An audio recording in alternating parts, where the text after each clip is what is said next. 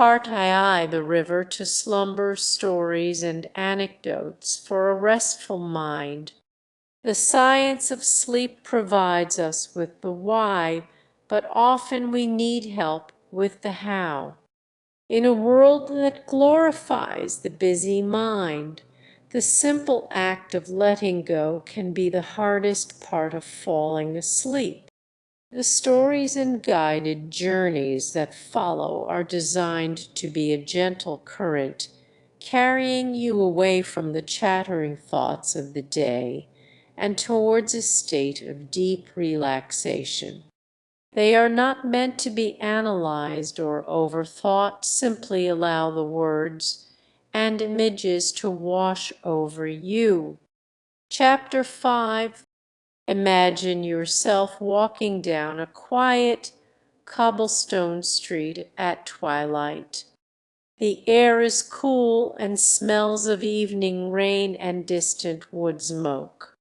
You come across an old, unassuming wooden door with a small, hand-painted sign that reads, "The Library of Forgotten Thoughts."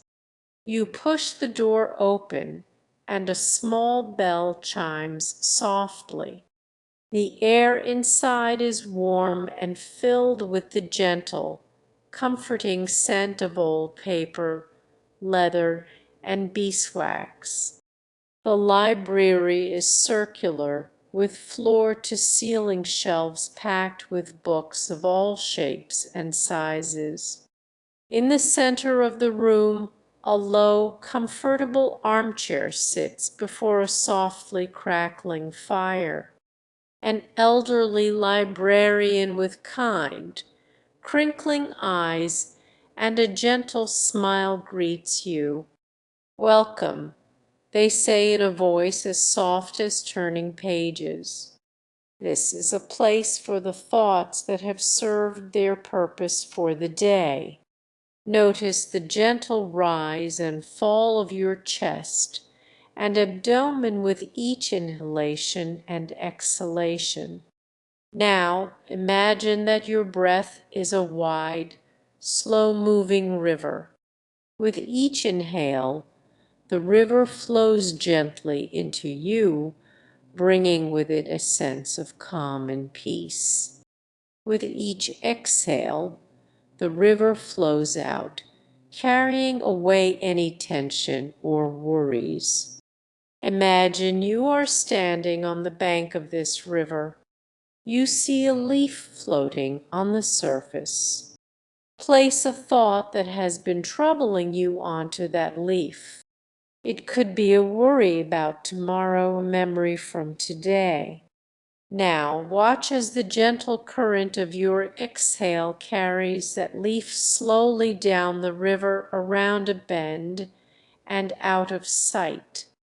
Another leaf floats by. Place another thought on it and watch it too drift away on the river of your breath. Continue this for as long as you like. There is no rush. The river is endless, and it can carry away as many thoughts as you need it to. Feel the gentle rhythmic flow of your breath, the river of your life force. It is a constant, soothing presence. Allow yourself to be carried by its current deeper and deeper into a state of relaxation. With each breath out, you are letting go. You are drifting. You are at peace. Chapter 7. The Unfolding Fern. Picture in your mind a tightly curled fern frond nestled in the soft earth of a quiet forest. It is a perfect spiral, holding all of its potential within itself. As you breathe in, imagine a gentle, warm light shining down on this fern. Beyond it lies a vast and intricate ocean of knowledge, a nocturnal tapestry woven with threads of genetics, history, microbiology, and the deepest mysteries of the human psyche. The need for this second odyssey has never been greater. We live in an age of unprecedented light pollution, digital distraction, and chronic stress forces that have frayed the very fabric of our relationship with the night. Episode II, The Deeper Weave, is an invitation to sail out into those uncharted waters. We will journey deeper into the science, exploring how our unique genetic clocks dictate our sleep, how the trillions of microbes in our gut communicate with our sleeping brain, and how our need for rest evolves as we travel from the cradle to our twilight years. We will venture into the enigmatic theater of our dreams, questioning their purpose and marveling at their strange logic. We will also look backward in time to understand the forgotten rhythms of our ancestors and how the glow of the modern screen has alienated us from the profound wisdom of the dark. Finally, we will embark on a new, more expansive narrative journey, the Starlight Archipelago, a multi-part guided voyage designed to be a vessel for your nightly passage into the restorative depth. This is a longer, deeper, and more intricate exploration. It is for those who not only wish to sleep better, but to understand the very essence of this mysterious third of our lives. It is an act of reclamation, a guide to reweaving the ancient and essential bond between humanity and the night. Let us push off from the shore and set our sights on the stars reflected in the deep. Part II, The Uncharted Depths of Slumber. Science, like any great explorer, is never content with mapping the coastline. It pushes relentlessly into the interior, seeking a more granular and holistic understanding. The science of sleep is in a golden age of such exploration, revealing connections and complexities that were unimaginable just a generation ago. Chapter 8, The Genetic Clockwork, Chronotypes, Genes, and Your Personal Sleep Signature. The common advice to get 8 hours of sleep is a useful heuristic, but it belies a more complex and personalized truth: our sleep. We are all beholden to our circadian rhythm, the 24-hour internal clock, but the precise timing and calibration of that clock are unique to each of us. This genetic, you may be a lark, an early chronotype, or you may be an owl, a late chronotype. Many people fall somewhere in between. These are not matters of discipline or laziness. They are biological realities. Peer-reviewed research in genetics has identified specific clock genes with names like purr, cry, and clock that regulate the molecular oscillations of our internal timekeeping. Variations in these genes can lead to different chronotypes or, in some cases, forcing an owl to live a lark's life. This mismatch is associated with an increased risk of metabolic syndrome, depression, and overall poorer health outcomes. Understanding your chronotype, it allows you to work with your biology, not against it. It means scheduling demanding tasks during your peak hours and, where possible, structuring your life to honor your unique, genetically determined rhythm. Chapter 9, The Second Brain's Slumber, the Gut Microbiome, and the sleep-diet connection.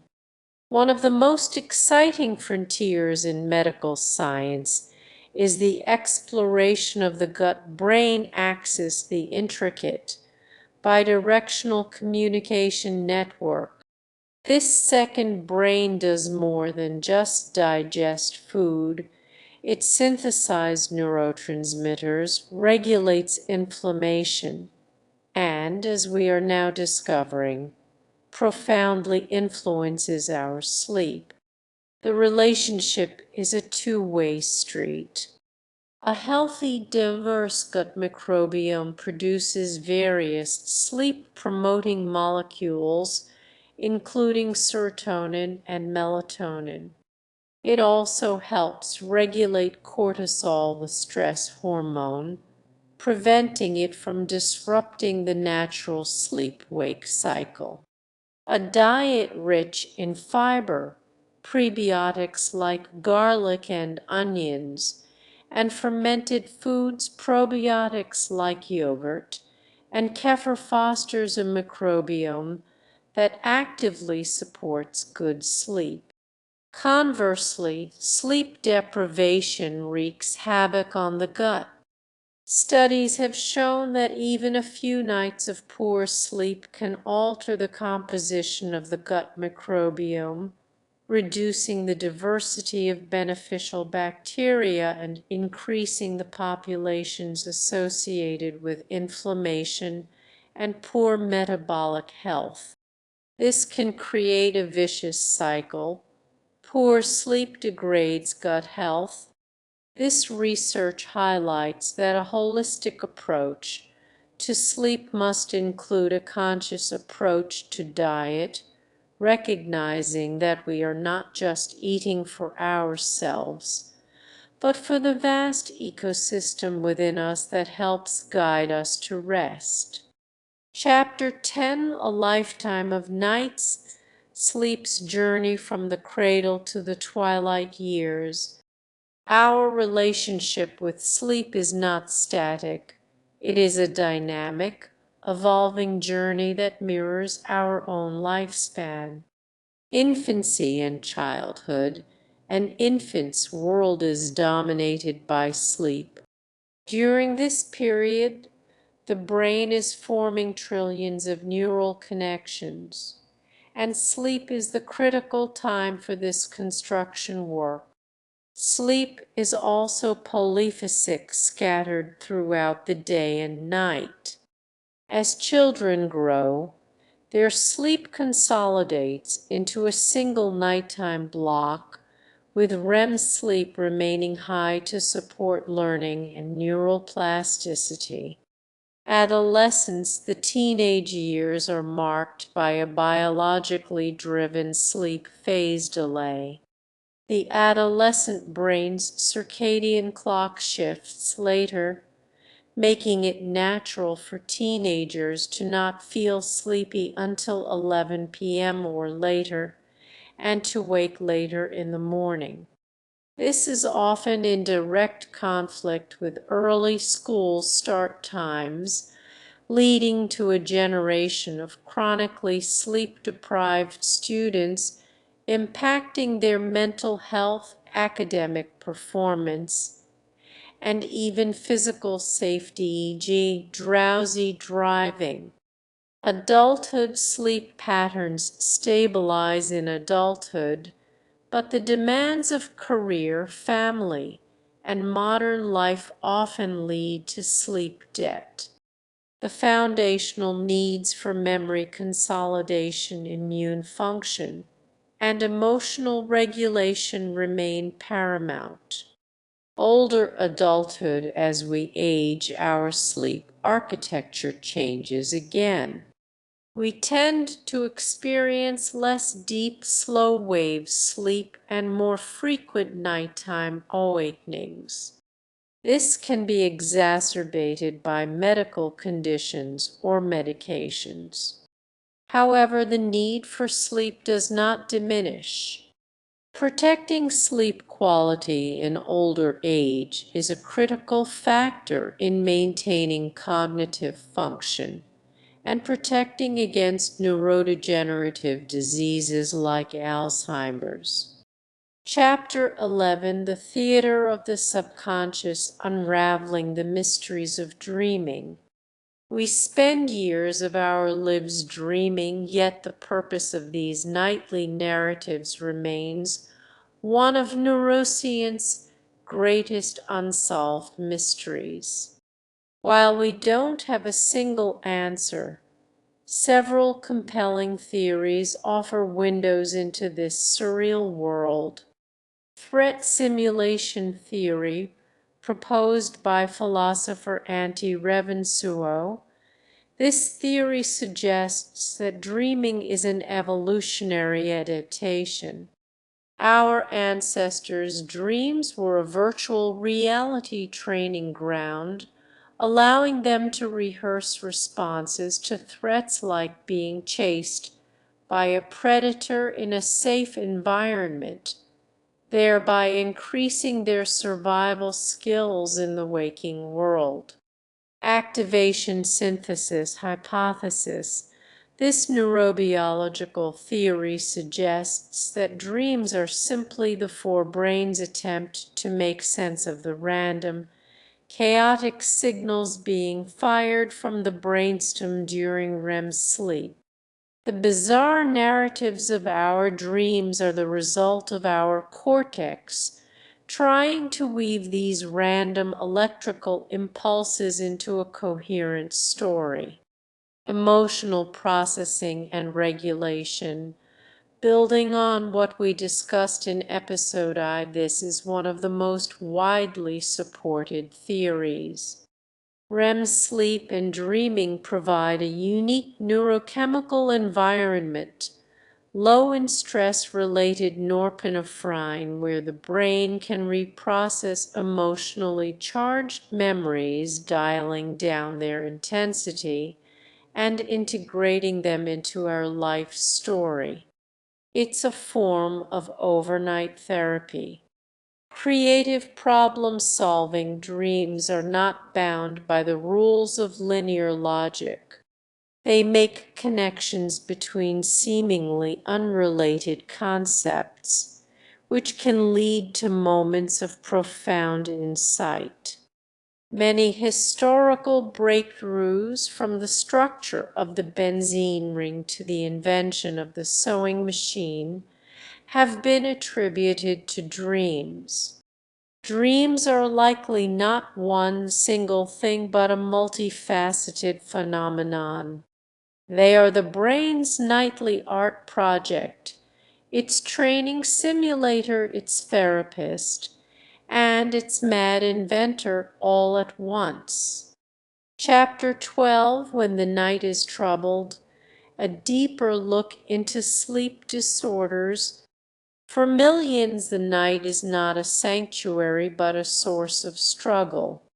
While insomnia is the most well-known sleep disorder, several others significantly impact health and quality of life. Obstructive sleep apnea (OSA). This is a condition where the airway repeatedly collapses during sleep, causing the person to stop breathing for short periods. These pauses, which can happen hundreds of times a night, starve the body of oxygen and lead to abrupt, panicky awakenings. OSA is a major risk factor for high blood pressure, heart attack, and stroke. The hallmark symptom is loud, chronic snoring, often accompanied by gasping or choking sounds. Restless legs syndrome, RLS. RLS is a neurological disorder characterized by an irresistible urge to move the legs, usually accompanied by uncomfortable sensations, creeping, crawling, tingling. Symptoms are worse at rest, especially in the evening and at night, making it incredibly difficult to fall or stay asleep. Narcolepsy, a chronic neurological condition that affects the brain's ability to control sleep-wake cycles. People with narcolepsy experience overwhelming daytime sleepiness and may have sleep attacks where they fall asleep suddenly and uncontrollably. They may also experience cataplexy, a sudden loss of muscle tone triggered by strong emotion, sleep paralysis, and vivid hallucinations. Circadian rhythm disorders. These occur when a person's internal biological clock is not aligned with the external environment. Examples include delayed sleep phase disorder, a more extreme version of the owl chronotype. Shift work and frequent jet lag can also induce these disorders. Recognizing the symptoms of these conditions is crucial, as they are often treatable. If you suspect you have a sleep disorder, consulting a healthcare professional is the most important step you can take. Part IV echoes in the dark. To truly understand our modern struggle with sleep, our relationship with the night has been radically transformed, and reclaiming our rest requires understanding what we have lost. Chapter 13, The Forgotten Rhythm, A History of Human Sleep.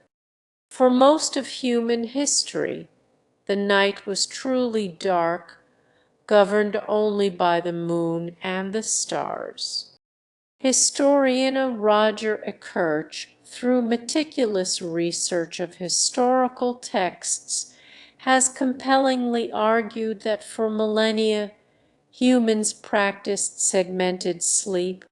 People would go to bed as darkness fell and sleep for a first sleep of about 4 hours.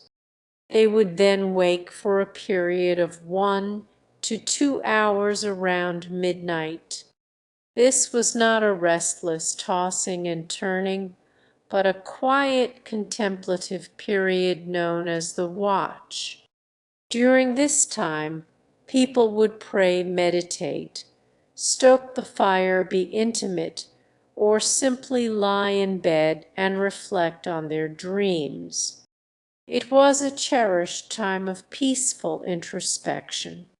After this interlude, they would return for a second sleep that lasted until dawn. The advent of the Industrial Revolution, and critically the invention of affordable, effective artificial lighting, began to change everything. Streets and homes became brightly lit, pushing back the darkness and extending the day. The night was no longer a time for rest and contemplation, but a new frontier for work and socializing. The quiet introspective watch was compressed out of existence, and our sleep was consolidated into a single monophasic block. We gained hours of productivity, but perhaps lost something profound, the natural built-in period for quiet consciousness, a time to simply be. Our modern struggle with waking in the middle of the night, so-called maintenance insomnia, may not be a disorder at all, but an echo of this ancient, forgotten rhythm trying to reassert itself. Chapter 14, The Philosophy of Surrender, Embracing Rest. In a restless world, our culture worships action, productivity, and control. We are taught to seize the day and to hustle. In this context, sleep can feel like a surrender, a defeat, a waste of precious time. This is a profound philosophical error. Sleep is the ultimate act of trust and surrender. It requires us to let go of our conscious control, to release our grip on our to-do lists and our worries, and to trust that our bodies and our subconscious minds know what to do. It is a necessary and beautiful counterbalance to the active, striving energy of our waking lives. In Taoist philosophy, this is the balance of yang action, light doing, and yin rest, darkness being. A life of all yang is a life that will inevitably burn out. To embrace sleep is to embrace this rhythm. It is to recognize that growth and healing do not only happen through striving, but also through release. It is in the silent, dark, and receptive state of sleep that our most profound restoration occurs. Learning to sleep well is, in a very real sense, learning the art of letting go. It is a spiritual practice disguised as a biological necessity. Part V, the Starlight Archipelago. This is a continuous journey, a narrative to guide you from the busy harbor of your day to the tranquil islands of deep rest. Read it slowly. There is no destination other than the feeling of each word. Allow your body to respond to the imagery. Let the story be your boat. Chapter 15, The Departure, the Harbor of Conscious Thought. The day is done. Imagine the thoughts, the tasks, the conversations of the day are crates and parcels stacked high on the dock of a bustling harbor. This is the harbor of conscious thought. It is noisy and busy even now, as twilight settles. Find your comfortable position and bring your awareness to your breath. Your breath is the tide gently rising and falling. With each exhale, imagine the tide slowly pulling away from the dock, just a little. Now, see a small sturdy boat waiting for you. It is called the Stillness. It rocks gently on the water, empty and waiting. One by one you will acknowledge the parcels on the dock. You see the crate labeled "Tomorrow's Meeting." You see the bundle of unanswered emails. You do not need to load them onto your boat. Simply see them, nod to them, and leave them on the dock. They will be here for you in the morning, safely stored. With a long, slow exhale, you untie the rope holding your boat to the dock. You give a final, gentle push. The boat begins to drift silently away from the noise and the clutter. The harbor lights grow smaller behind you, their reflections shimmering on the dark water. You are leaving the day behind. You are sailing into the great, quiet expanse of the night. Chapter 16, The Silent Sea, Navigating the Waters of Hypnagogia. Your boat, the Stillness, now drifts upon the silent sea. This is the water between waking and sleeping. The air here is soft and warm. There is no wind, only the gentle momentum of your departure carrying you forward. The water is like dark glass, and beneath its surface you see strange, fleeting shapes. Colors swirl without form. Fragments of images from your day drift by like bioluminescent jellyfish, a face, a word, a random memory. Do not try to catch them or understand them. They are simply the currents of the deep mind, visible in the calm. Feel the gentle rocking motion of the boat. It is a rhythm that matches your breathing. A slow, easy rock as you breathe in. Your limbs feel heavy and warm, anchored to the bottom of the boat. Your eyelids are heavy like velvet curtains closing on the world. You are safe. You are drifting. The shoreline of wakefulness has disappeared from view. Chapter 17, The Isle of Whispering Memories. In the distance, you see the faint outline of an island. As you drift closer, you realize the trees are not trees at all, but vast crystalline structures that hum with a soft, gentle light. This is the Isle of Whispering Memories. Your boat gently comes to rest on a shore of soft, silver sand. You do not need to get out. From the shore you can hear faint whispers carried on the air. These are the important lessons and experiences from your day. You hear the whisper of a new fact you learned, now being etched into one of the crystals. You hear the echo of a kind word spoken to you being stored and strengthened.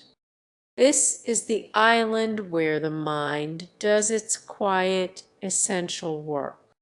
It is sorting, filing, and strengthening what is important, and letting the unimportant wash away like foam on the sand. You can rest here in your boat, knowing that this vital process is happening effortlessly, all on its own. The gentle humming light of the crystals is deeply calming, a visible sign of the good work being done within.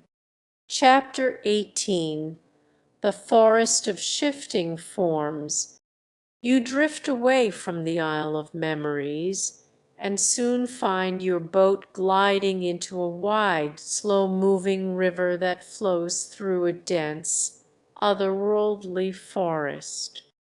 This is the forest of shifting forms, the land of dreams.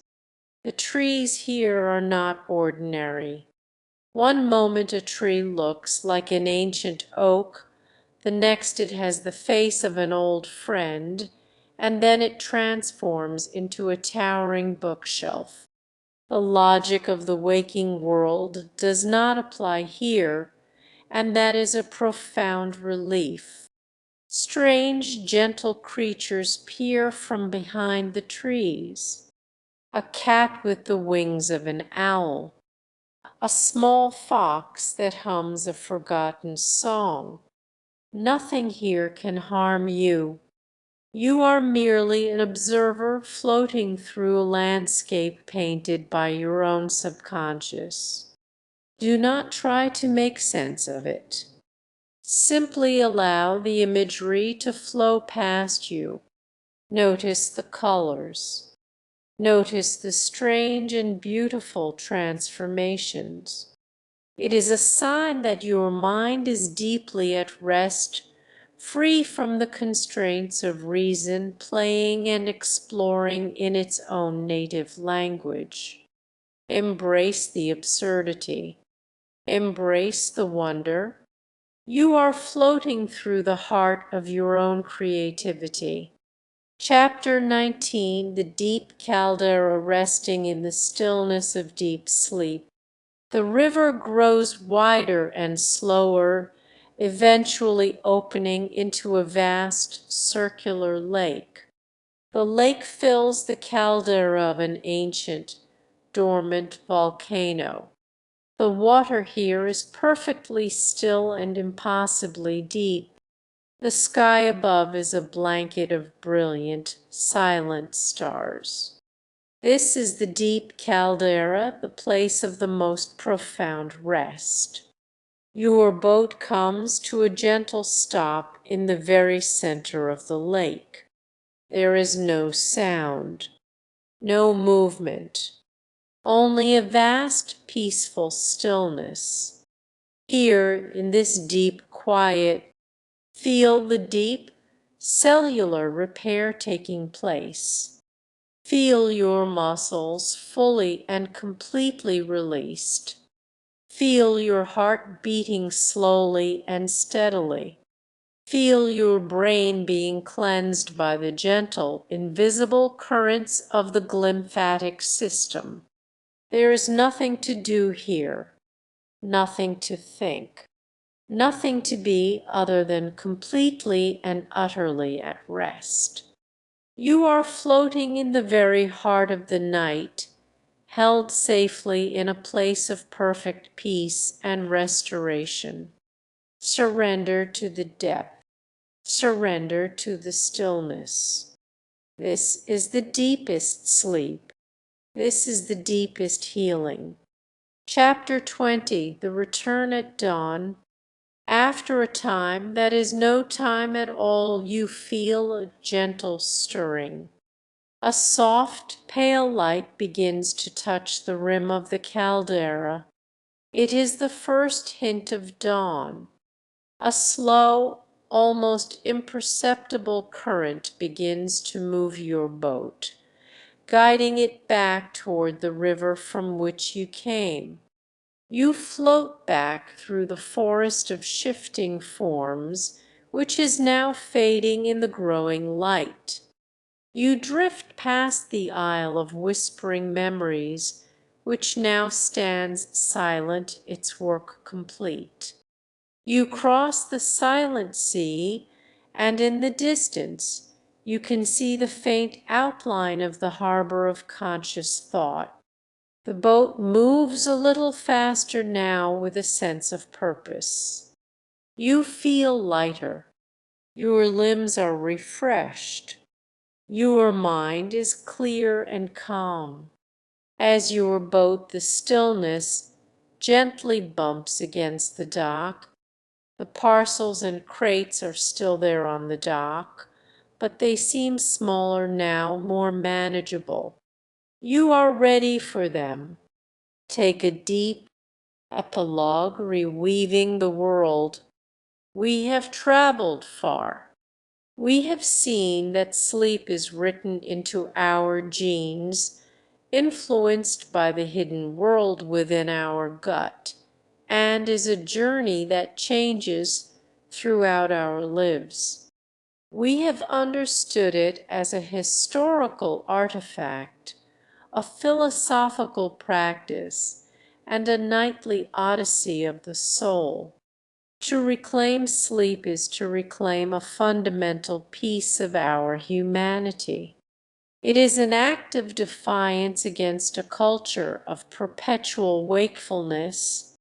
Each night that we intentionally create the space for rest, each time we surrender to the wisdom of our own biology, we are not just healing ourselves, we are reweaving the frayed tapestry of our world. A well-rested world is a kinder, more intelligent, more creative, and more compassionate world. It begins simply and profoundly with you. It begins tonight. May your rest be deep, and may your waking be a testament to the quiet, powerful magic of the night. The waking dream an odyssey into the restorative realms of sleep. Episode III, The Integration. Forward, the final act from knowledge to wisdom. We have journeyed far together. In the unseen architect, we laid the foundation, uncovering the fundamental science of why we sleep. We marveled at the nightly construction of our memories, the fortification of our bodies, and the steadying of our souls. In the nocturnal tapestry, we sailed the starlight archipelago, transforming the passage into sleep But knowledge, however deep, is not the final destination. The ultimate purpose of this exploration is not merely to understand sleep. This final installment, the waking dream, is the culmination of our journey. It is the third act, where knowledge is transmute into lived wisdom, where theory is forged into practical mastery. This is our most advanced exploration yet. We will move beyond the general and into the specific, learning how to become the artisans of our own rest, troubleshooting our unique challenges and wielding modern tools with discernment.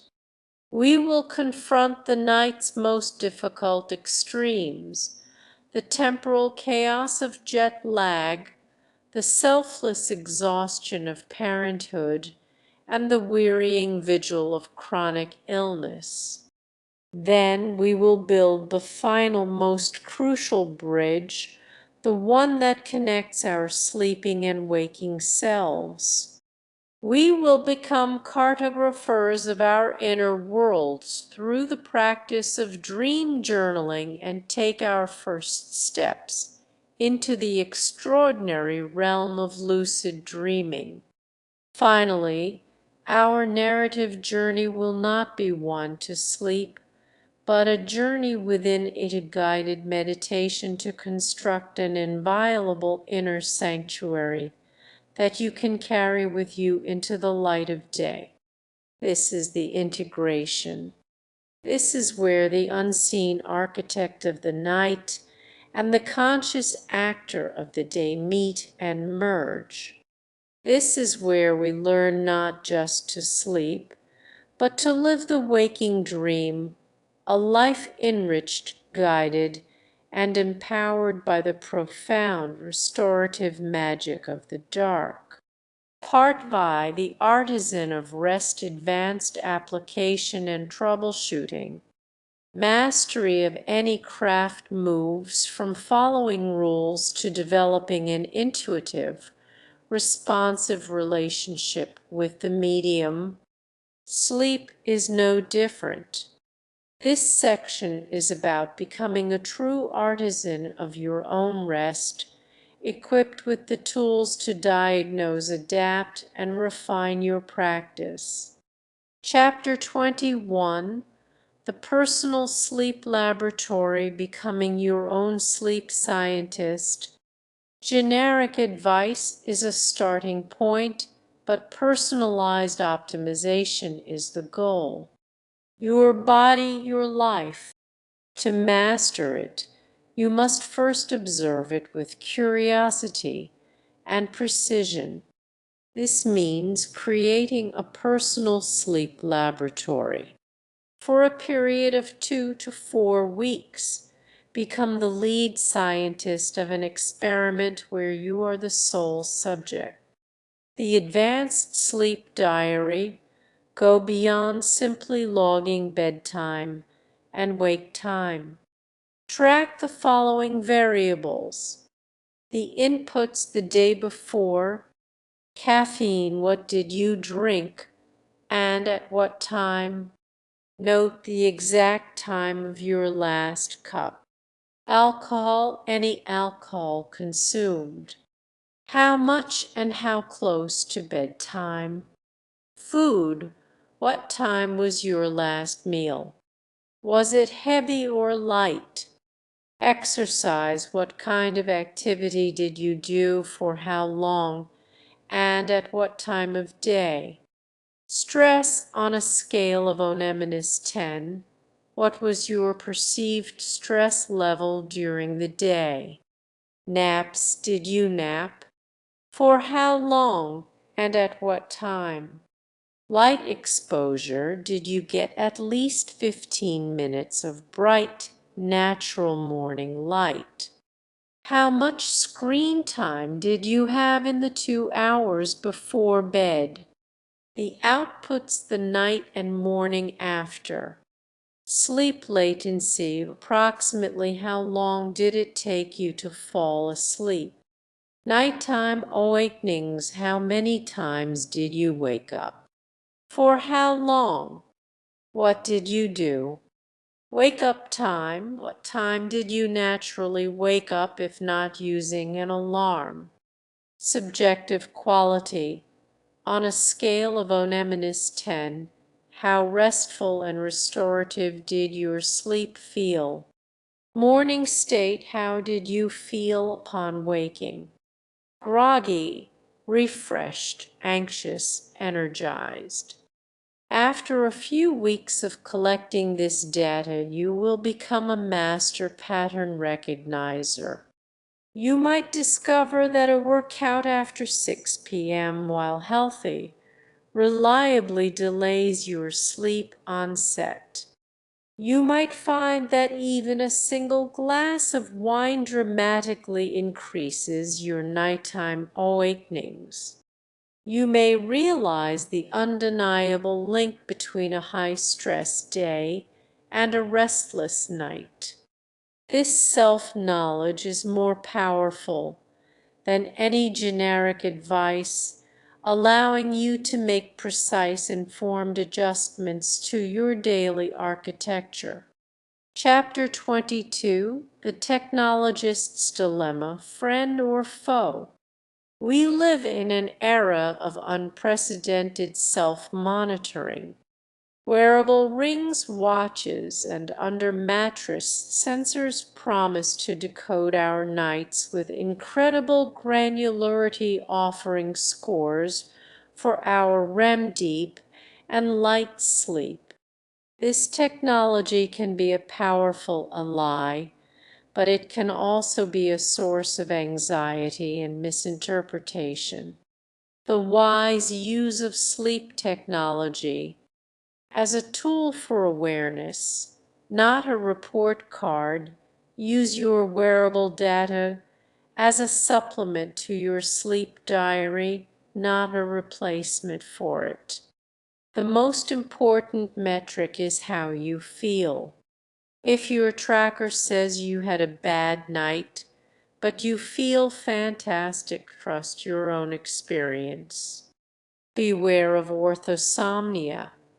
This is a term for an unhealthy obsession with achieving perfect sleep data, which ironically generates anxiety that then disrupts sleep. If you find yourself feeling stressed about your sleep score, take the device off for a few nights. Focus on trends, not nightly fluctuations. A single night's data is meaningless. Your sleep will naturally vary. The power of these devices lies in observing long-term trends. Is your heart rate variability a key metric for recovery trending up? Is your average deep sleep percentage changing? Leverage environmental tech. Beyond wearables, consider technology that optimize your environment. Smart lighting that automatically reduces blue light and dims in the evening, temperature regulating mattress pads that cool your body to promote deep sleep, and high-quality white noise machines can be powerful, non-invasive tools. Technology is a double-edged sword. Wielded with wisdom and detachment, it can illuminate your patterns. Wielded with anxiety and obsession, it becomes another obstacle to the surrender that sleep requires. Chapter 23: The Alchemical Mind, Advanced Relaxation and Cognitive Techniques. When simple breathing exercises are not enough, you need more powerful tools to quiet a racing mind. These techniques are drawn from both clinical therapy and ancient contemplative traditions. Cognitive behavioral therapy for insomnia, CBTI. This is the gold standard, non-pharmacological treatment for chronic insomnia.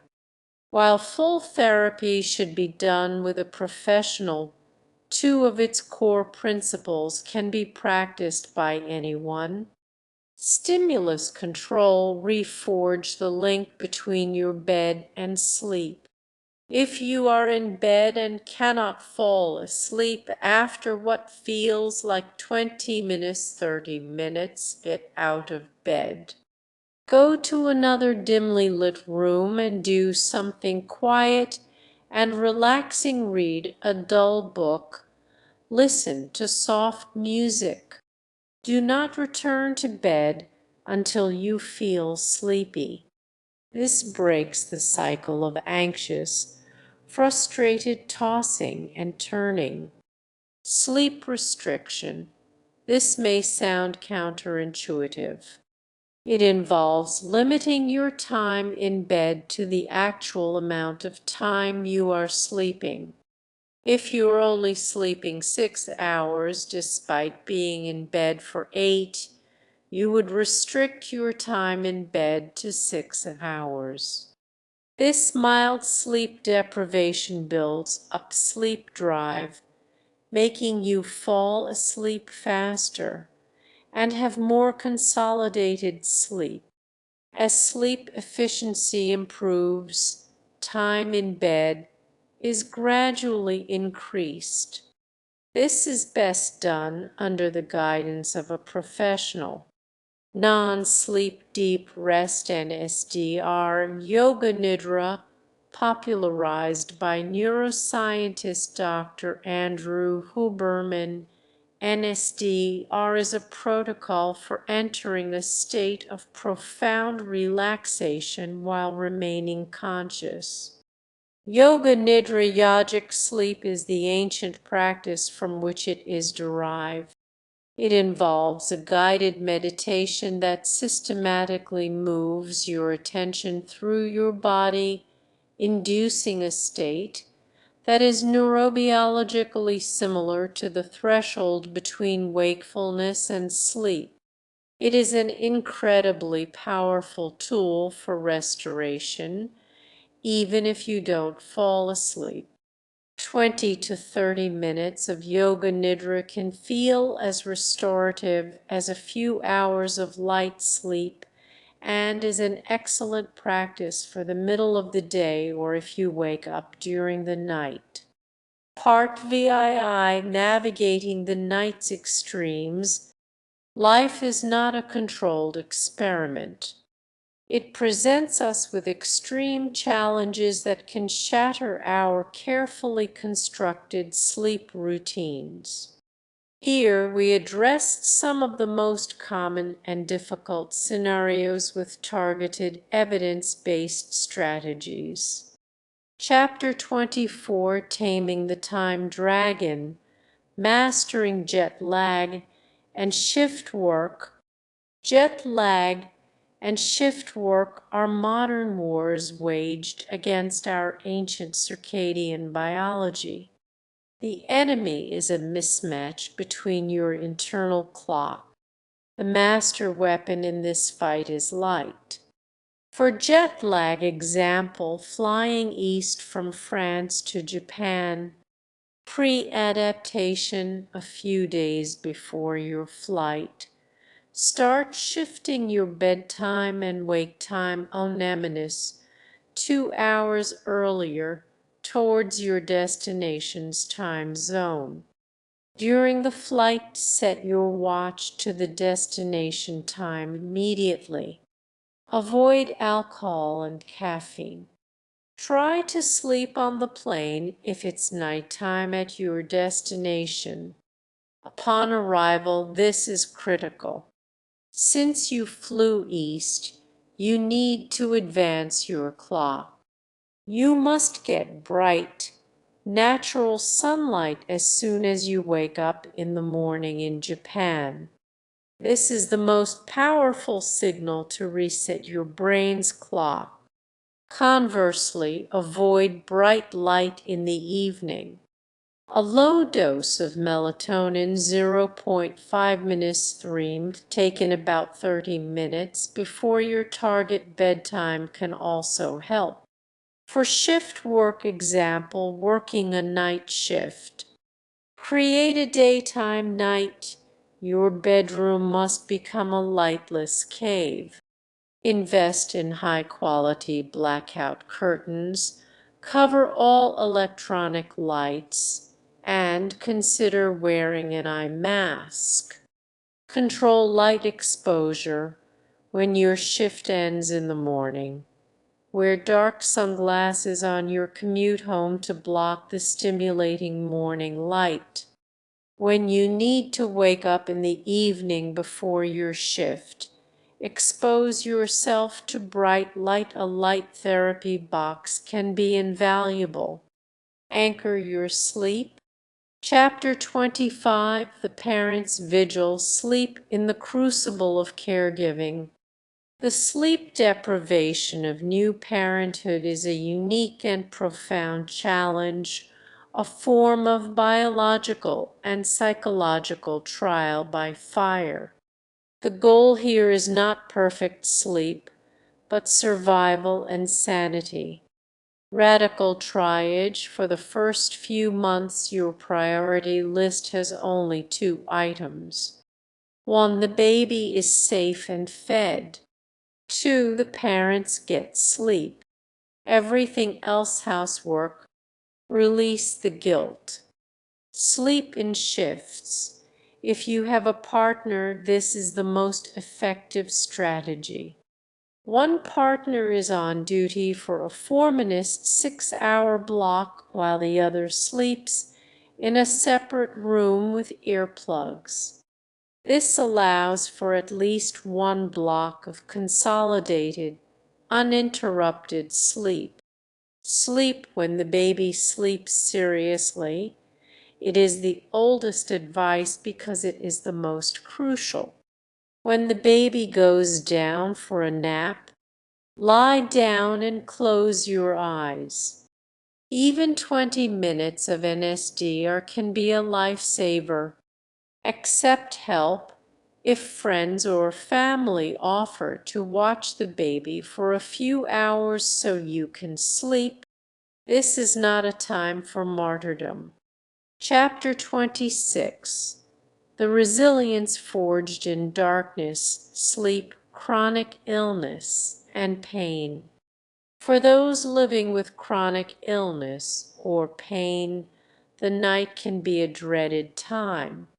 Pain disrupts sleep architecture, and a lack of restorative sleep lowers the pain threshold and increases inflammation, creating a vicious cycle. Pacing and gentle movement, overexertion during the day can lead to a crash and a night of high pain. Pacing your activity-breaking tasks into small chunks with rest periods can help moderate symptoms and protect sleep.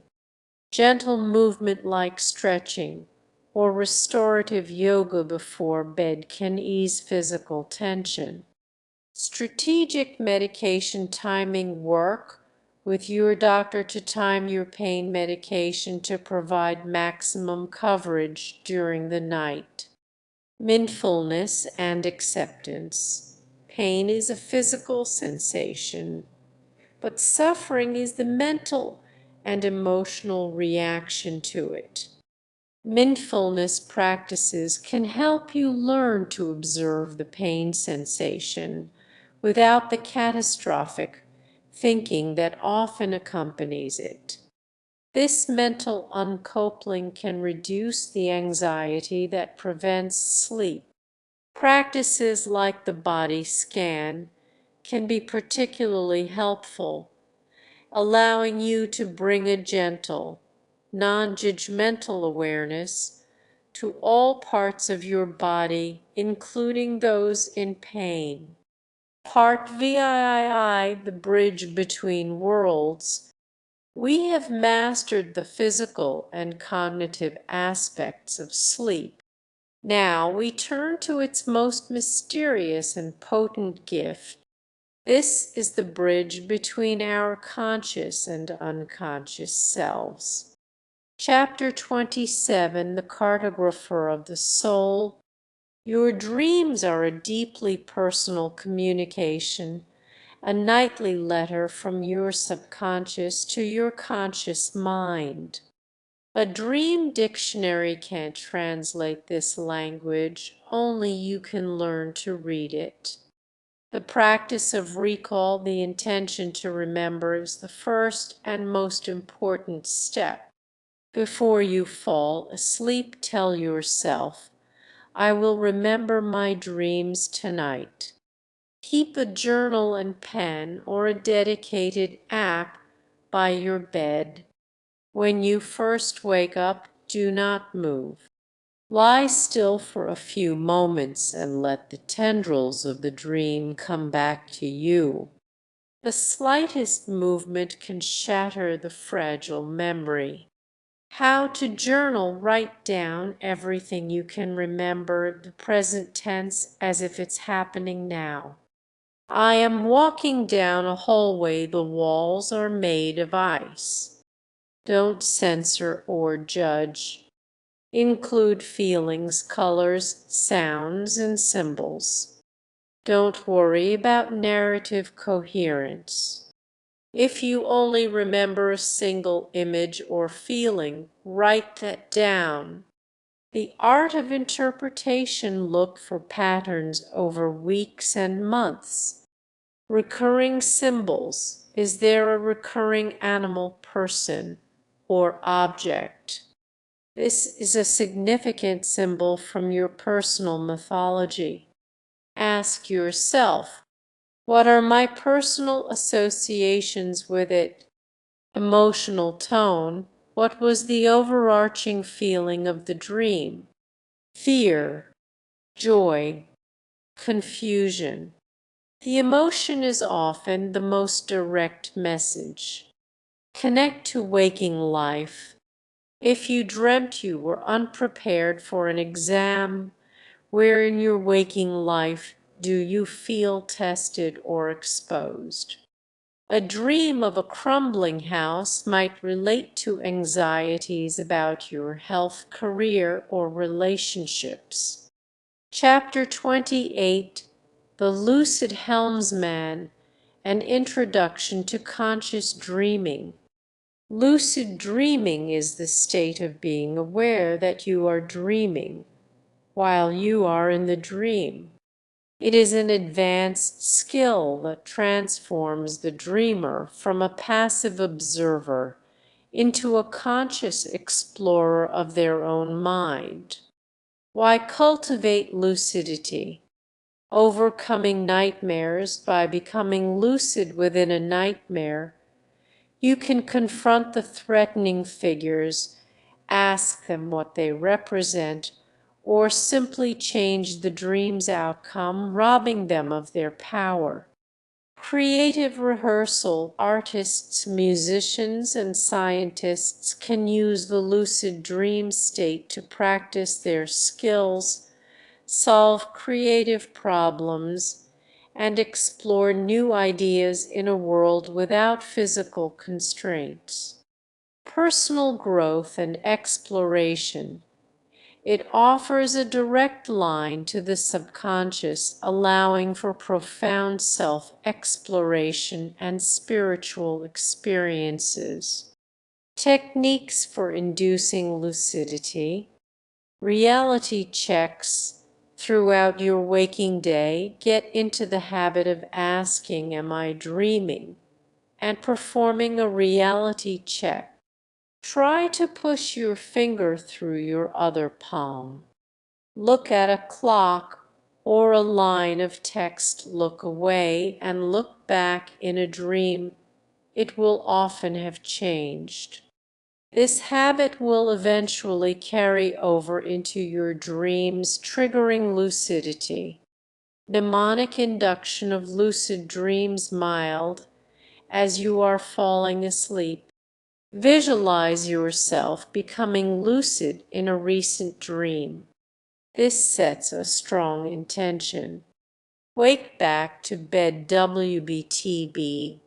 Wake yourself up after 5 minutes, 6 hours of sleep. Stay awake for 30 minutes, 60 minutes doing something quiet, and then go back to sleep with the strong intention of having a lucid dream. This technique dramatically increases the likelihood of entering REM sleep. Lucid dreaming is a practice.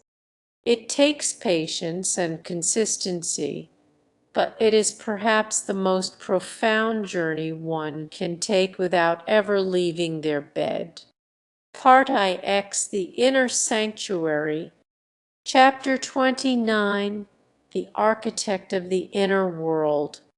This final journey is not about falling asleep. It is for when you are already there, on the cusp of slumber, floating in the gentle currents of hypnagogia. This is a meditation on building a place of refuge within yourself, a sanctuary you can return to day or night. Let your breath be your anchor, a slow tide pulling you deeper into stillness. You find yourself standing before a simple, unadorned door. It can be made of any material you wish: old oak, polished steel, woven reeds. This door leads into you. You know with absolute certainty that only you can open it. You place your hand upon it, and it swings open noiselessly, revealing a space that is entirely your own. It may be a library filled with the quiet wisdom of the ages. This is your sanctuary. Take a moment to design it. What does it look like? What does it sound like? Is there the gentle turning of pages, the soft patter of rain on a glass roof, or a profound, resonant silence? What does it smell like? Old books, damp earth, cedarwood, or the clean scent of stone? This space is built from the feeling of absolute safety and peace. In the very center of this sanctuary is a source of power and resilience. It may be a warm, glowing light, or a single comfortable chair that seems to have been made just for you. Approach this source. As you draw near, feel its qualities infusing your entire being. Feel the unconditional calm washing over you. Feel the quiet strength filling your limbs. Feel the clarity and wisdom settling into your mind. This is your essence. This is the unshakable core of your being, untouched by the chaos of the outside world. Spend as long as you like here absorbing this feeling. This place is always here within you. Before you leave, create a key. It can be a physical object, a smooth stone, an old brass key, a single feather, or it can be a simple gesture, like touching your thumb and forefinger together. Hold this key and imbue it with the feeling of this sanctuary. Know that any time during the chaos of your waking day, when you feel overwhelmed or stressed, you can mentally hold this key. Take a single deep breath and instantly recall the profound peace and strength of this inner world. Now, you can let the details of the sanctuary fade, leaving only the feeling of deep, abiding peace. This feeling is your cradle for the rest of the night. You are safe. You are whole. You are at rest in the very heart of yourself. Epilogue: Living the Waking Dream. Our triple odyssey is now complete. We began as students, learning the fundamental grammar of our own biology. We became explorers, charting the deep and hidden territories of our inner world. And now we have become architects, learning to consciously build a bridge between the wisdom of the night and the actions of the day. To master sleep is not to conquer the night. It is to enter into a partnership with it. It is to understand that the darkness is not an absence of light, but a different kind of canvas, one upon which our bodies are rebuilt, our minds are rooted, and our souls are replenished. Living the waking dream is the final integration. It means carrying the stillness of the deep. It means accessing the creative chaos of the forest of shifting forms when facing a difficult problem. It means resting in the unshakable safety of your inner sanctuary, even when the world outside is a storm. The journey does not end here. It begins anew every single evening. With every conscious choice to honor your rest, with every curious glance into the mirror of your dreams, you are continuing this great work. You are not just chasing a better night's sleep. You are cultivating a better, richer, and more conscious life.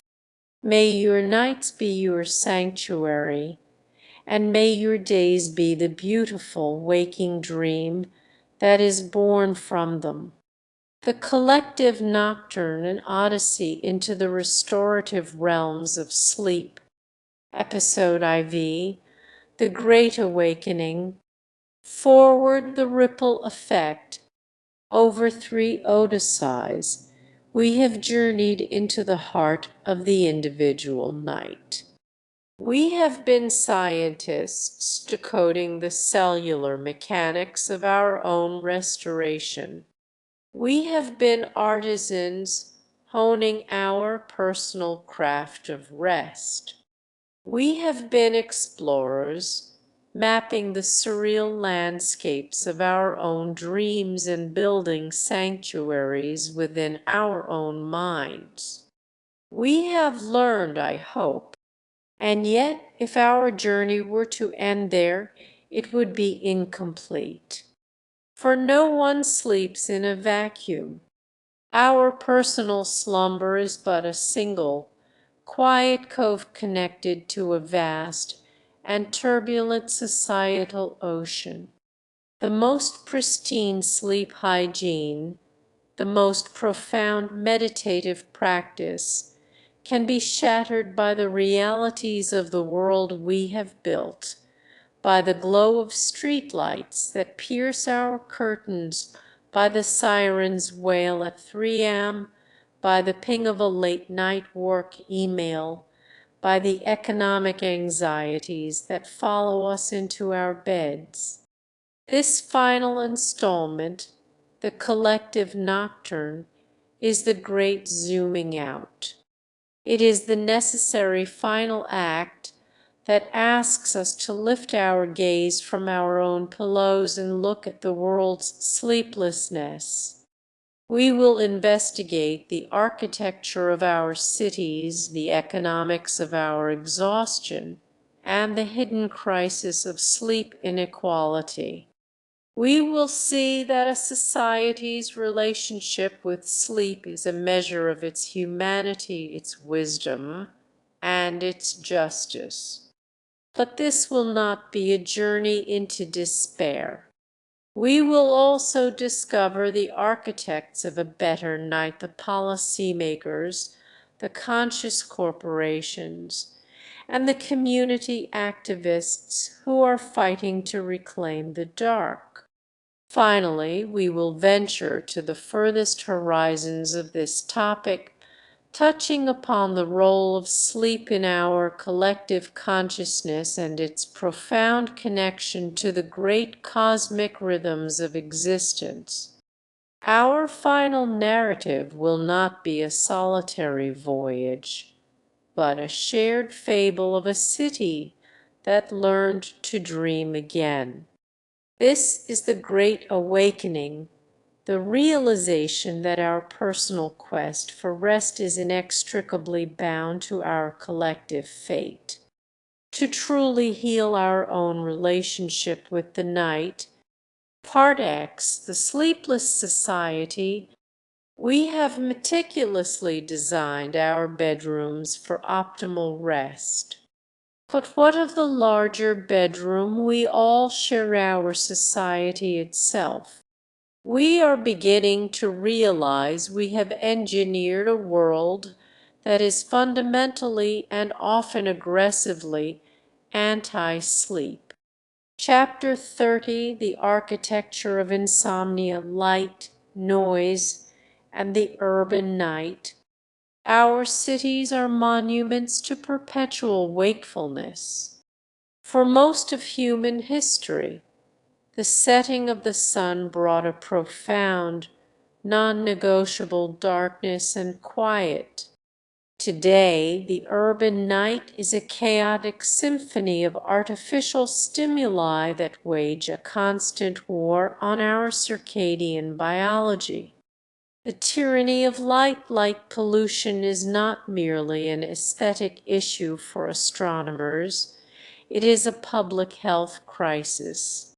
The pervasive glow of streetlights, digital billboards, and office buildings, often rich in the blue spectrum light that is most disruptive to melatonin production, leads into our homes and our biology.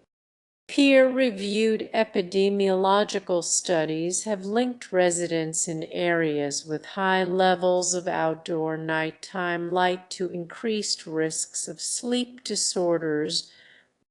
We have lit up the night to feel safe and productive, but in doing so, we have inadvertently extinguished a primal signal essential for our health. The cacophony of modern life, noise is the other great invader of the night. The rumble of traffic, the drone of airplanes, the hum of industrial machinery, this chronic acoustic stress doesn't just consciously wake us. Research using polysomnography shows that even noise that doesn't cause a full awakening can pull the brain into lighter stages of sleep. Chapter 31, The Economy of Exhaustion, Productivity Presenteeism, and the 24/7 Market.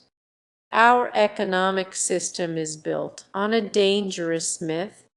This hustle culture glorifies sleep deprivation as a badge of honor, a sign of commitment and strength. The reality is that a chronically exhausted workforce is a catastrophic economic liability. The cost of fatigue, the Rand Corporation has estimated that sleep deprivation costs developed economies hundreds of billions of dollars per year. This comes from absenteeism, staying home from work, but more significantly from presenteeism, showing up to work while being too fatigued to function effectively. The sleep-deprived employee has impaired judgment, reduced creativity, and a higher propensity for making costly errors. Drowsy driving alone is responsible for a staggering number of accidents and fatalities. The sleep aid industrial complex, as our society manufactures sleeplessness, a multi-billion-dollar industry, has emerged to sell us the cure. This ranges from pharmaceuticals and over-the-counter supplements to a dizzying array of sleep. While some of these can be helpful tools, the broader trend is alarming.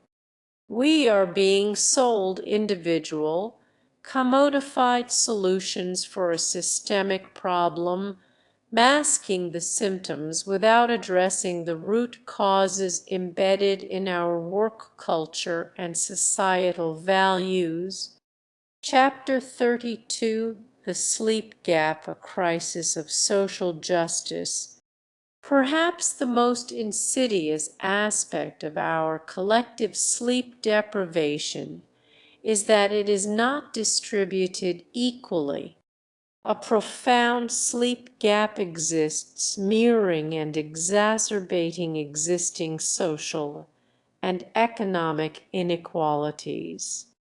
The environmental injustice, lower income communities and communities of color are disproportionately located in areas with the highest levels of noise and light pollution closer to highways, airports, and industrial zones.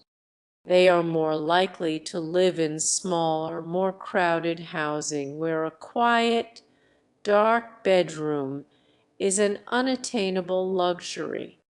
The labor injustice. These same populations are more likely to work multiple jobs or irregular non-standard hours, including night shifts, which forcibly desynchronize their circadian rhythms. They often lack the job security or autonomy to demand better conditions or take time off for rest. The health consequence, the result is a cruel feedback loop.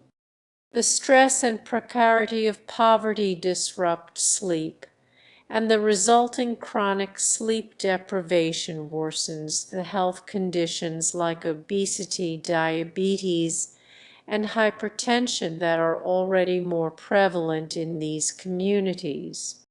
Sleep, a fundamental human right and biological necessity, has become yet another marker of privilege in an unequal world.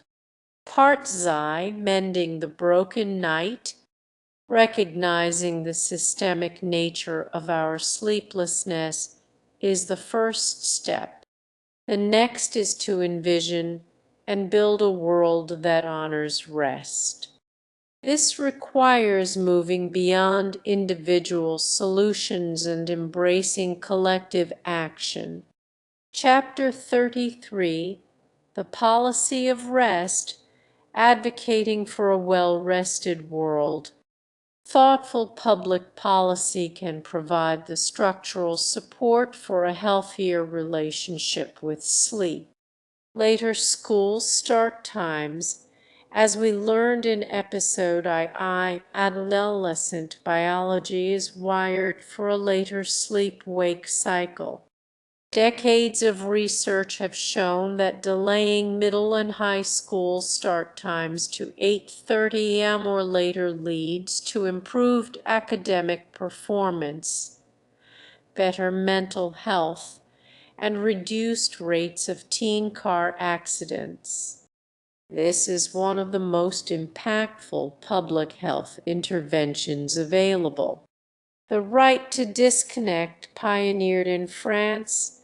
These laws give employees the legal right to ignore work-related calls and emails outside of their working hours. This creates a crucial boundary against the 24/7 work culture, protecting the evening hours as a time for rest and recovery. Smarter urban planning cities can adopt smart lighting policies that use shielded fixtures to direct light downwards, employ warmer hued bulbs with less blue light, and use motion sensors to dim lights when not needed. They can create quiet zones in residential areas, invest in better sound insulation for new housing, and design more green spaces, which help absorb noise. Chapter 34, The Conscious Corporation, Sleep as the Next Wellness Frontier. Forward-thinking companies are realizing that promoting employee rest is not an expense, but an investment in their most valuable asset. From burnout to balance, instead of rewarding the employee who is last to leave the office, a conscious culture celebrates efficiency and outcomes. It encourages taking full vacation time and discourages after-hours work communication. Practical support. This can take many forms, providing on-site nap pods for quick, restorative breaks, offering free access to CBT therapy for employees struggling with insomnia, subsidizing sleep-promoting tools, and providing flexible work hours that allow employees to better align their work with their natural chronotype. Leadership as an example. The most powerful driver of change is leadership. When a CEO openly prioritizes getting 8 hours of sleep and encourages their team to do the same, it sends a message that rest is a key component of high performance, not a barrier to it. Chapter 35, Reclaiming the Dark Sky Movement and the Power of Community. Change also grows from the ground up. The Dark Sky Movement is a global grassroots effort to combat light pollution. Communities come together to advocate for better lighting ordinances, not just for the sake of stargazing, but for the health of their ecosystems and themselves. This demonstrates a powerful principle. By coming together to reclaim the natural darkness, a community reclaims a space for collective quiet, wonder, and rest. Part XII, The Final Horizon. Having examined our sleep from the cellular to the societal. Chapter 36, Sleep and the Evolution of Consciousness. Why do we dream? We've explored the neurological theories, but what about the anthropological view? Many scholars, like ethnobotanist Terence McKenna, have posited that dreams were the original source of human culture. They were the primordial canvas for our myths, the first stage for our gods, the birthplace of our art. It was in the dream state, free from the rigid logic of survival. Our consciousness may not have been born in the bright light of the savannah, but in the strange. Chapter 37, The Shared Dream, Exploring Collective Consciousness. This is the speculative frontier.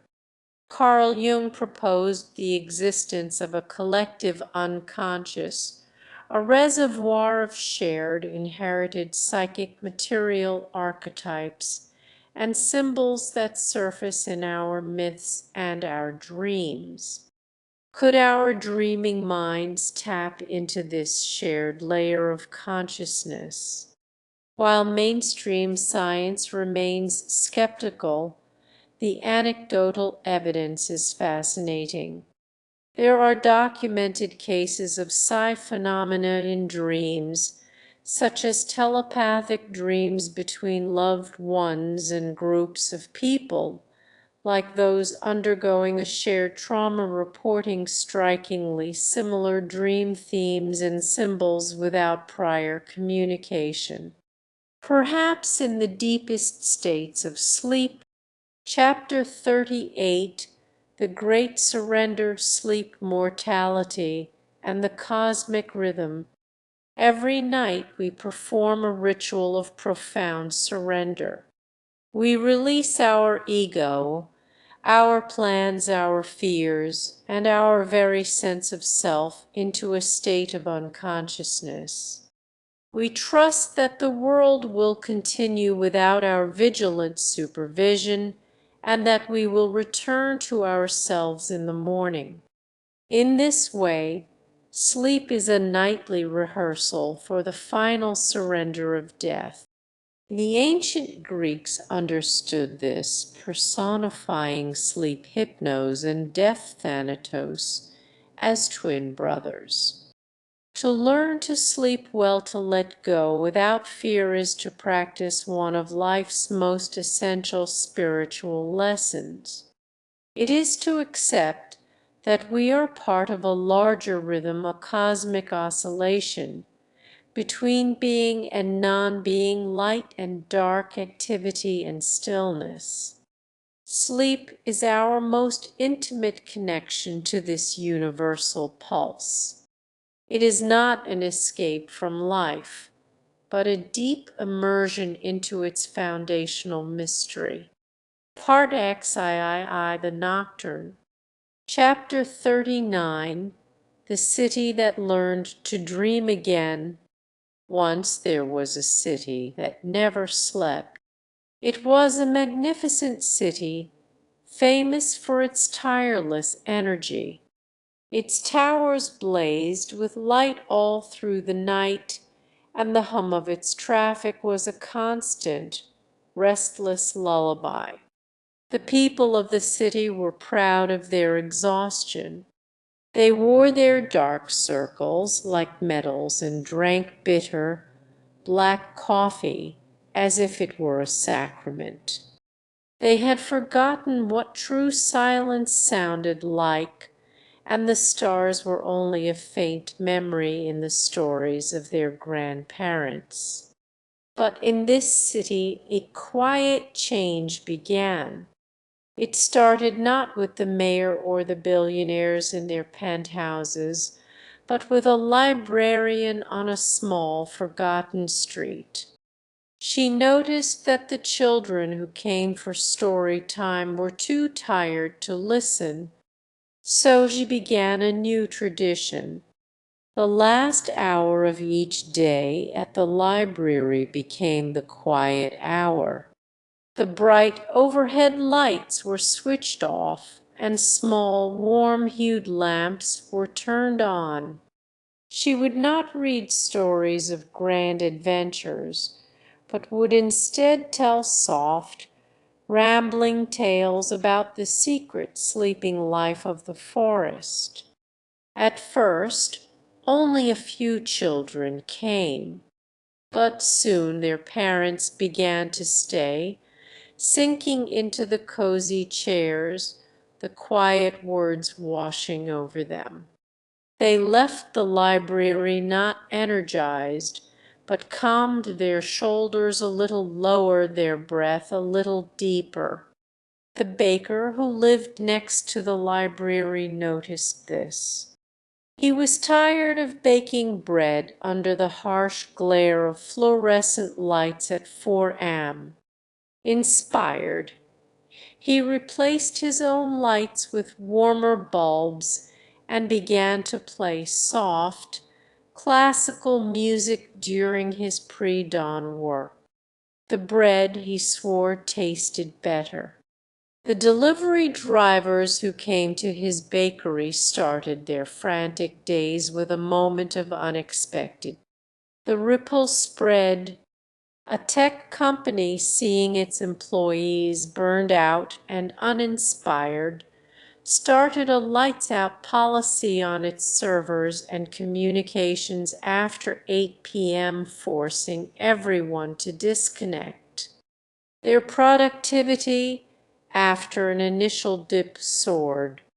An artist began a guerrilla project projecting images of forgotten constellations onto the sides of buildings in the dead of night, reminding people of the sky they had lost. The city council, seeing the change, passed an ordinance. All street lights were to be shielded and swapped for warm amber tones. Billboards were to be dimmed after midnight. For the first time in a century, a true dusk settled over the city. And then a strange and beautiful thing happened. People began to dream again. Not the anxious, fragmented dreams of an exhausted mind, but deep, colorful, narrative dreams. And they began to talk about them. Over coffee on the morning commute, they shared their nightly visions. They discovered that their dreams, while unique, often touched on shared themes: a hidden river beneath the city, a great tree in the central park that no one had ever noticed, a song that everyone seemed to know. The city that had forgotten how to sleep was becoming a city that dreamed together. It was no less magnificent, no less productive. But its energy was different now. It was fueled not by the frantic buzz of exhaustion, but by the deep, mysterious, and restorative wellspring of its collective night. The city had not fallen asleep. It had, in the truest sense of the word, finally woken up. Epilogue, an invitation to the quiet. Our odyssey is complete. We have traveled from the microscopic dance of the neuron to the vast, silent turning of the cosmos. We have seen that sleep is at once a deeply personal act and a profoundly collective one. It is the foundation of our individual health and the bedrock of a sane, just, and compassionate society. The work of reclaiming the night is the great quiet revolution of our time. It will not be won with loud protest, but with the soft, radical act of turning off a light. It will be won by closing a laptop. The final invitation of this long journey is simple. It is an invitation to the quiet, to seek it, to cherish it, to protect it in your own life. For it is in the quiet, in the deep and sacred darkness, that we find not only our rest, but our connection to ourselves, to each other, and to the stars. The Somatic Codex, an odyssey into the restorative realms of sleep. Episode B, the embodiment. Forward, the final frontier is within. Fellow traveler, we have journeyed to the furthest reaches of the mind and society in our quest. Across 4 odysseys, we have decoded the neuroscience, audited our history, mastered the architecture of our minds, and surveyed the vast collective landscape of our sleepless world. We have gathered a wealth of knowledge enough to fill a library on the art and science of slumber, and yet a final frontier remains. It is not in a book, nor in a study, nor in a distant philosophical concept. It is closer than our own breath, more intimate than our own thoughts. It is the body itself. For too long, we have treated the body as a machine to be optimized, a vessel that carries the mind. We have sent instructions downward, hoping our thoughts could command our flesh to rest. But what if the truest path to sleep is not a top-down command, but a bottom-up conversation. What if the body has a wisdom that the mind cannot access through logic alone? This final installment, the Somatic Codex, is the culmination of our entire journey, for it brings our exploration home into our bones, our muscles, our nerves. Somatics is the language of the body as felt from within. This episode is a codex of practices to learn that language. We will move beyond thinking about relaxation and learn how to embody it. We will befriend our own nervous system, learning to consciously guide it from a state of high alert to one of profound safety and surrender. We have gathered the maps, the charts, and the celestial navigation. Now we must learn to feel the currents in the water and the wind on our skin. It is time to step out of the cartographer's room and onto the deck of the ship. It is time to listen to the silent, knowing whisper of the body. Part XIV, the language of the nervous system. Before we can speak the body's language, we must understand its fundamental grammar. This grammar is governed by the autonomic nervous system, the silent, powerful force that orchestrates our inner world without our conscious command. It is the true gatekeeper of sleep. Chapter 40, The Guardian and the Sage, Sympathetic versus Parasympathetic. Imagine your nervous system has two distinct, ancient personalities, each with a vital role. The guardian, the sympathetic nervous system. This is the part of you that is perpetually on watch. Its prime directive is survival. When it perceives a threat, whether a real danger like a speeding car, or a modern one like a stressful deadline, a critical email, or even an intense action movie, it pulls the alarm. This is the fight or flight response. It floods your system with cortisol and adrenaline, increasing your heart rate, tensing your muscles, and sharpening your focus. The guardian is essential for navigating the challenges of the day. But in our modern world, the alarm is often stuck in the on position. We live in a state of chronic sympathetic activation, and you cannot sleep while the guardian is screaming that the fortress is under siege.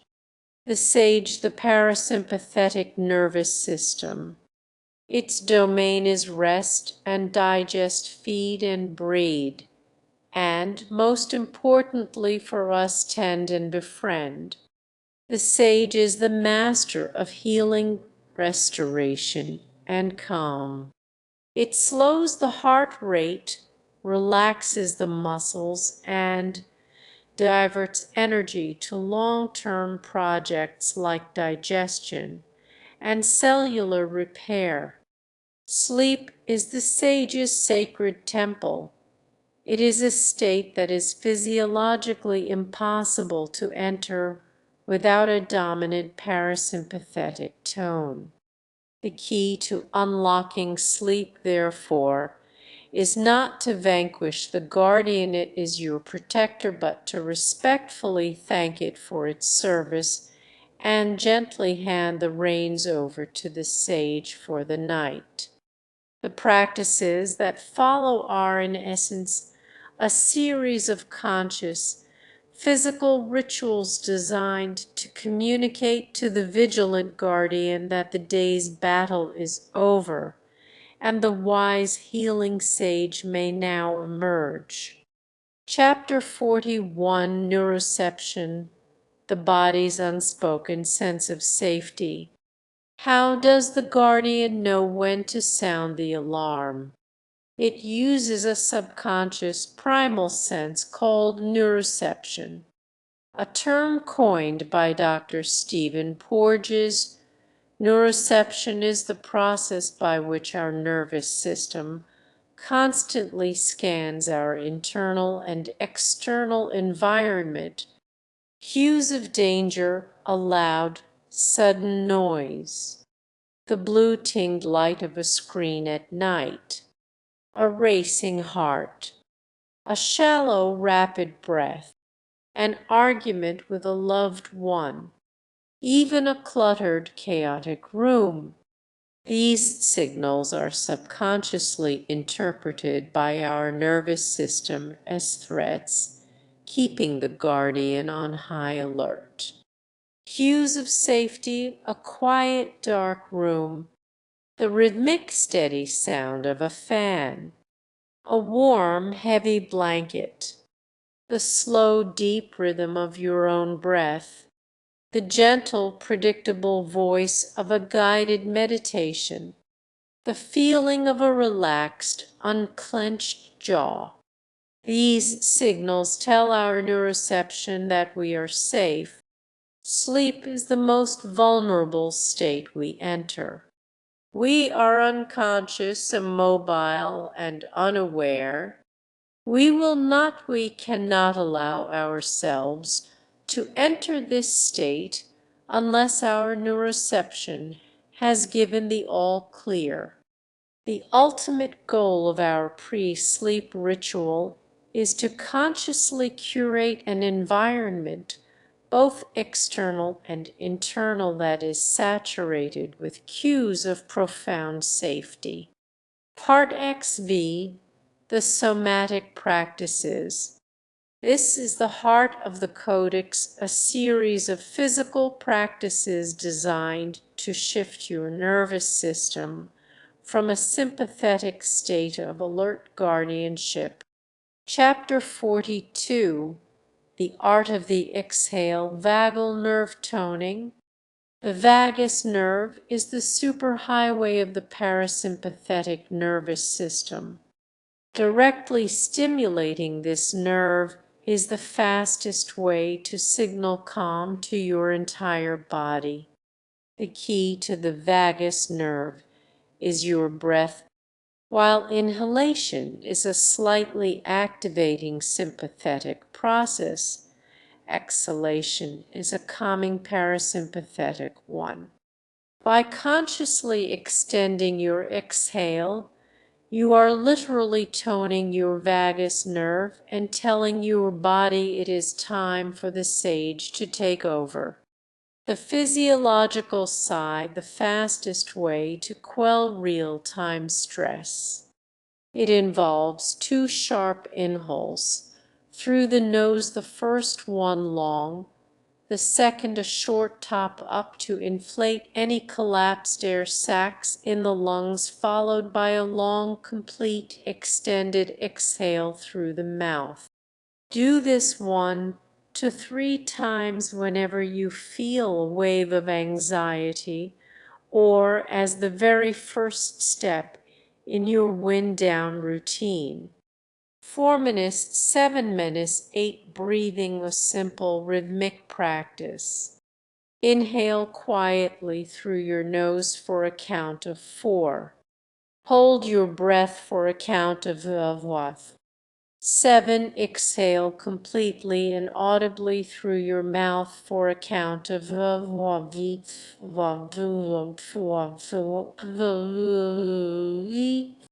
8. The long exhale is the crucial component.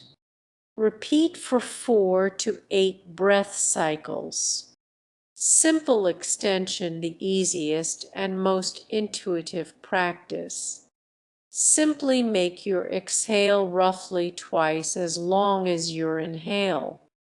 If you breathe in for a count of 4, breathe out for a count of 8. Do this for 5 minutes while lying in bed. This single practice, performed consistently, can retrain your nervous system's baseline. Chapter 43, The Gravity Map, Progressive Muscle Relaxation and Body Scans. The day's stress and vigilance are stored as chronic, low-grade tension in our muscles. Often, we don't even realize our jaw is clenched or our shoulders are hunched until we consciously bring our awareness to them. Progressive muscle relaxation (PM) this practice teaches the body the feeling of release by first creating tension. Lying in bed, start with your feet. Inhale and gently tense the muscles in your feet and toes, holding for a count of 5. Do not strain. On an exhale, release the tension completely and feel the difference. Notice the feeling of warmth and heaviness. Systematically work your way up the body, calves, thighs, gluteus, abdomen, hands, arms, shoulders, and finally the muscles of your face and jaw. By the end, your entire body will feel heavy, grounded, and deeply relaxed. The non-judgmental body scan. This is a mindfulness practice. Instead of tensing, you are simply listening. Close your eyes and bring your awareness to the soles of your feet. Notice any sensations: tingling, warmth, coolness, pressure without judgment, or a need to change them.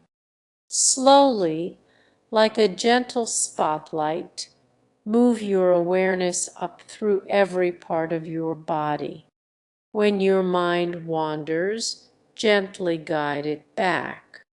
This practice anchors you firmly in the physical reality of the present moment, pulling you out of the anxious narratives of the mind.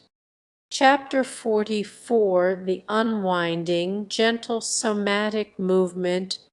Sometimes tension needs to be unwound through movement. These are not exercises, they are gentle invitations for the body to let go. Legs up the wall, Viparita Karani, the single most restorative posture. Lie on the floor and swing your legs up to rest against a wall. Your sit bones should be as close to the wall as is comfortable. Rest here for 5 minutes, 15 minutes, breathing deeply. This gentle inversion calms the nervous system, drains fluid from tired legs, and gently stretches the hamstrings. Child's pose, Balasana. Kneel on the floor, sit back on your heels, and fold your torso forward, resting your forehead on the floor. Your arms can be stretched forward or resting alongside your body. This posture is inherently soothing and signals safety to the nervous system. Conscious pandiculation. Observe a cat or dog when it wakes up. It performs a full body instinctive stretch, yawn, and contraction. This is pandiculation, and it resets the resting tension in the muscles. Before settling into bed, try a conscious version.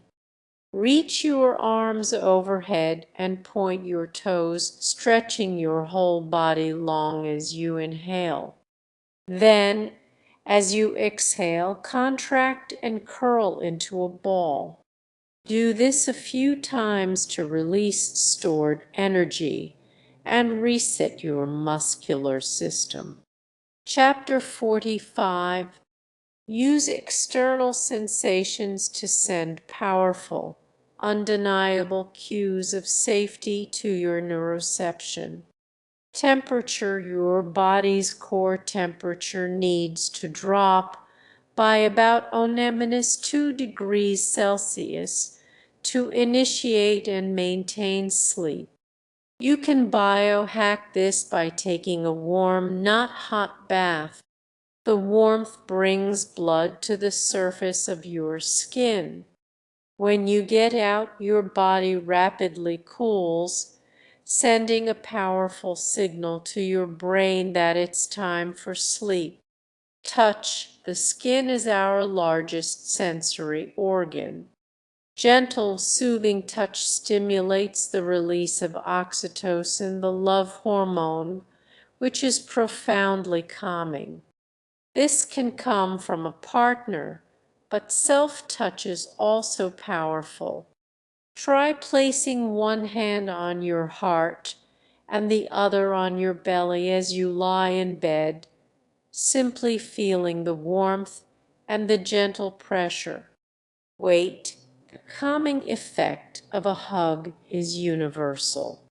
Weighted blankets simulate this feeling through a principle called deep pressure stimulation, DPS.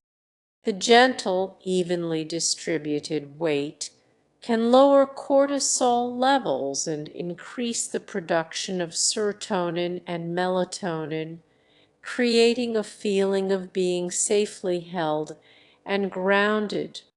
Part XVI, The Silent Scribe, Chapter 46, The Chronicle of the Bones. Let the journey of thought dissolve. Let the words on this page fade. Come home now to the solid and sacred vessel that is your body. Lie down and feel your weight upon the bed. This is not just flesh. This is a living library, a silent scribe that has recorded every moment of your day. Begin with the breath. Feel its rhythm steady and slow. Now bring your awareness to your feet, the foundation of the library. What story did they write today?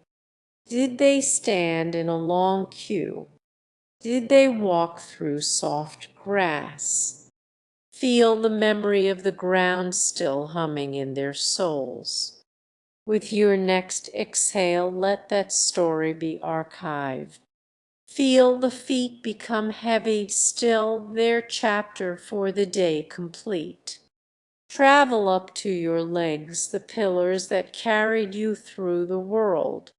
Feel the chronicle of their effort, the tension of the climb, the ease of the descent.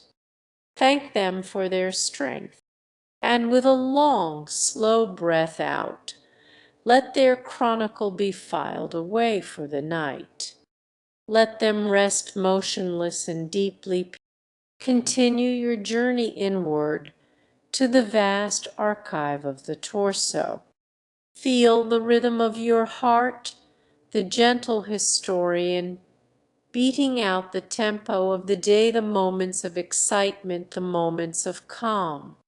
Listen to the soft whispers of your lungs, the ebb and flow of every conversation, every sigh. Bring your awareness to your shoulders where the weight of responsibility is so often written. Read the story of the burdens you carried today. And now, with the deepest exhale yet, let that story be placed upon the shelf. Feel the shoulders release their hold, softening and spreading their work now done. Travel down your arms to your hands, the scribes that interacted with the world. Feel the memory of the keyboard, the steering wheel, the hand of a loved one.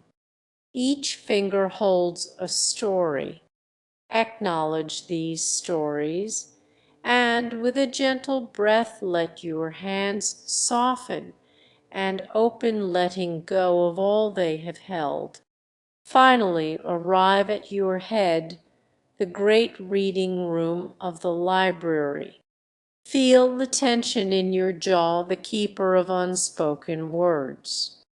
Feel the weariness behind your eyes, the witnesses to the day's light.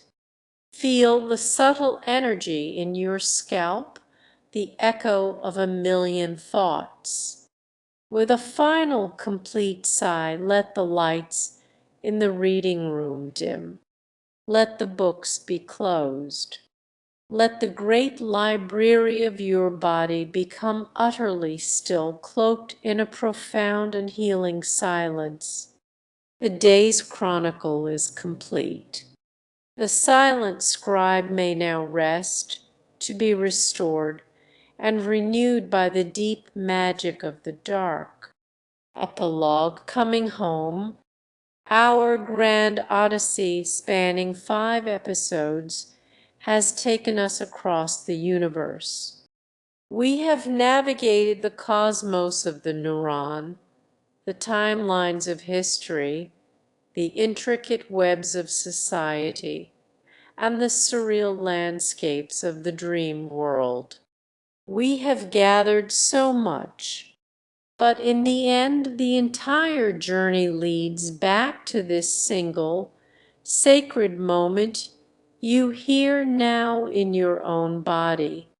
This is the only home you will ever truly have. It is the beginning and the end of every experience. The ultimate secret to a lifetime of restful sleep lies not in a pill, a device, or even a piece of knowledge. It lies in cultivating a deep and loving friendship. It lies in learning to listen to its subtle language. To come home to the body is to come home to a place of unconditional safety. It is to understand in your very cells that it is safe to let go, safe to soften, safe to surrender.